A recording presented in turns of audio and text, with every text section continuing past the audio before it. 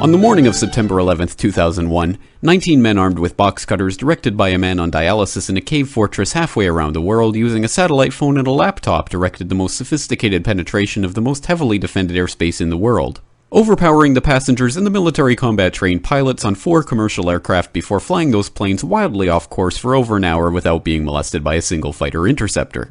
These 19 hijackers, devout religious fundamentalists who like to drink alcohol, snort cocaine, and live with pink-haired strippers, managed to knock down 3 buildings with 2 planes in New York, while in Washington a pilot who couldn't handle a single-engine Cessna was able to fly a 757 in an 8,000-foot descending 270-degree corkscrew turn to come exactly level with the ground, hitting the Pentagon in the budget analyst office where DoD staffers were working on the mystery of the $2.3 trillion that Defense Secretary Donald Rumsfeld had announced missing from the Pentagon's coffers in a press conference the day before, on September 10th, 2001.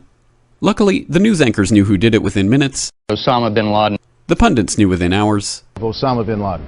The administration knew within the day. Terrorists who committed these acts and those who harbored them.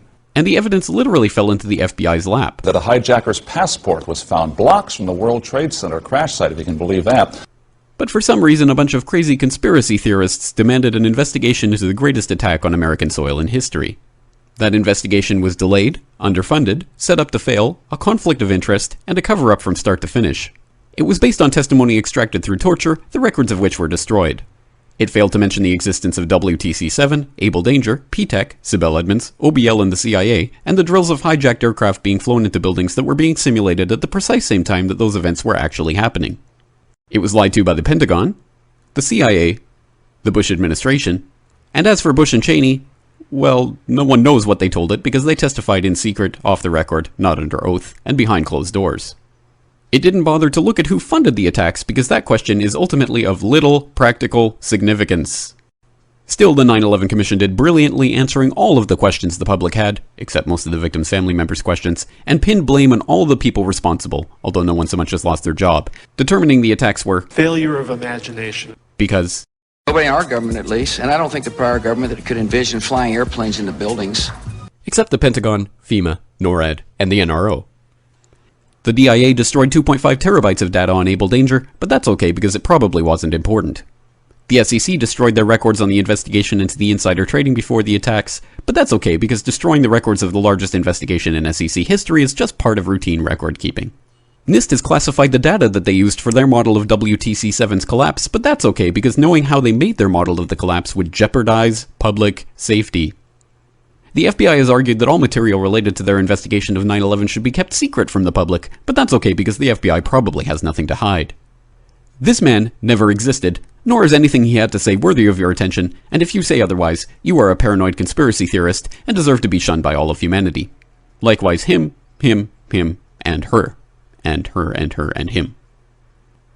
Osama bin Laden lived in a cave fortress in the hills of Afghanistan, but somehow got away. Then he was hiding out in Tora Bora, but somehow got away.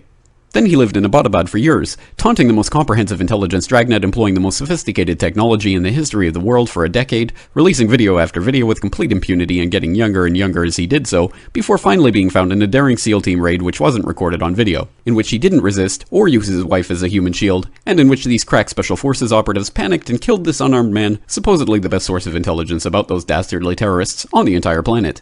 Then they dumped his body in the ocean before telling anyone about it. Then a couple dozen of that team's members died in a helicopter crash in Afghanistan. This is the story of 9/11, brought to you by the media which told you the hard truths about his head could be seen to move violently forward. And they took the babies out of the incubators. And mobile production facilities. And the rescue of Jessica Lynch. If you have any questions about this story, you are a bat paranoid tinfoil dog abusing baby hater and will be reviled by everyone.